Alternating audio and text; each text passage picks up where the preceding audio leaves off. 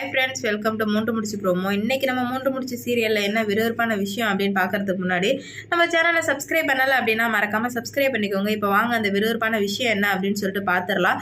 சுந்தரவல்லிக்கு சரியான சூழ்நிலை அமைஞ்சிடுச்சு. இந்த சூழ்நிலையை பயன்படுத்தி அவங்களுக்கு தேவையான விஷயத்த அடைஞ்சிக்கலாம் அப்படின்னு சொல்லிட்டு பார்க்குறாங்க.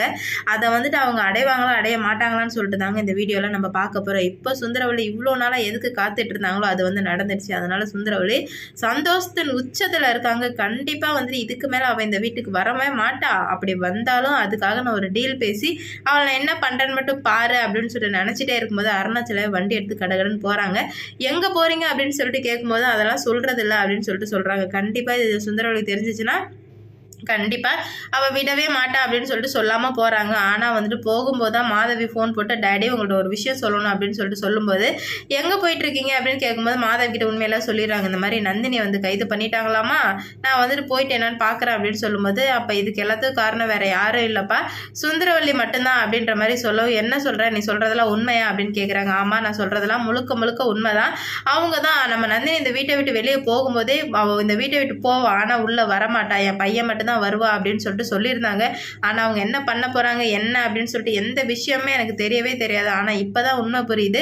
கண்டிப்பாக வந்து நந்தினி இந்த மாதிரி ஆனதுக்கு ஒரே காரணம் நம்ம அம்மா மட்டும்தான்ப்பா, என்ன பண்ணுறதுனே தெரில. நீங்கள் போனீங்கன்னா கண்டிப்பாக நந்தினி கையோட கூட்டுருவாங்க. நந்தினி இந்த வீட்டுக்கு ரொம்ப ரொம்ப முக்கியப்பா, நந்தினி மாதிரி ஒரு நல்ல பொண்ணு கிடைக்க மாட்டாங்க அப்படின்னு சொல்லுவோம். அருணாச்சலுக்கு அவ்வளோ கோவம் வருது.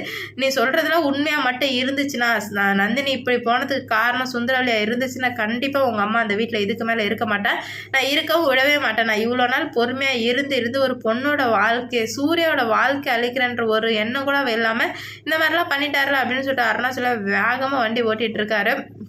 இது எல்லாத்தையுமே சுந்தரவல்லி வந்துட்டு மாதவி அவங்க அப்பாட்ட பேசின எல்லாத்தையுமே கேட்டுடுறாங்க.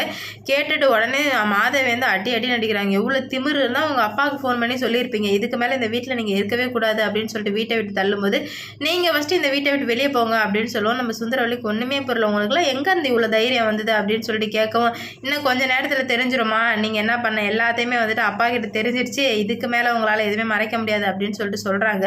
ஆனால் இங்கேயே இவ்வளோ பிரச்சனை நடந்துட்டு இருக்கு, அங்கே ஒரு பக்கம் பயங்கரமான பிரச்சனை நடந்துட்டு இருக்கு. அதான் என்ன அப்படின்னு பார்த்தீங்கன்னா டாக்டர் வந்து இன்னும் 4 மணி நேரத்தில் தான் உண்மை தெரியும், உயிர் பொழைப்பாரா மாட்டாரா அப்படின்னு சொல்லிட்டு சொல்லவுமே என்னதான் இருந்தாலும் பெத்த அப்பாவுக்கு எவ்வளோ கஷ்டமாக இருக்கும். பிரசிடென்ட் வந்து துடிச்சு போகிறாரு. என் பையனை இந்த நிலைமைக்கு ஆளாக்கின அவளை நான் சும்மாவே விட மாட்டேன் அப்படின்ற மாதிரி பயங்கர கோபத்தோடு பேசுகிறாங்க. உள்ளவங்களால் கொஞ்சம் பொறுமையாக இருங்க ஐயா, அதுக்கப்புறம் எல்லாம் சரி பண்ணிடலாம் அப்படின்ற மாதிரி சொல்கிறாங்க.